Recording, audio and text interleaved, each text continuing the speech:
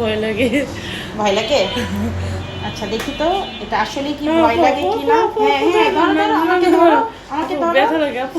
ধরো আমাকে ধরো। আমি কিন্তু পিয়ারসিং করিই নাই, দেখ ব্যথা লাগে। ও ব্যথা লাগে? না পিয়ারসিং করি নাই তখনও বলে ব্যথা লাগে, বলেন তো কি অবস্থা। সুন্দর লাগতেছে। মাশাআল্লাহ।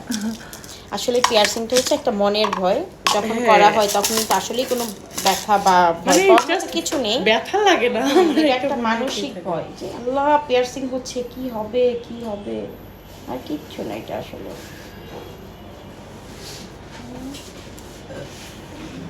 কয়দিন রাখবো আপু? দেখেন তো মাশাআল্লাহ 3 দিন, এটা হচ্ছে পিয়ারসিংটা 3 দিন পরে চেঞ্জ করে ফেলতে হয়, এবং এটা করার পরে কিন্তু যে আমরা গোল্ডের যে দুলটা পরবো এটা আমরা 1 বছরেও চেঞ্জ করব না। অনেক ক্ষেত্রে কিন্তু আমরা যখন দুল চেঞ্জ করি তখন হয় কি বারবার দুল চেঞ্জ করাতে এটা ইনফেকশন হওয়ার সম্ভাবনা থাকে।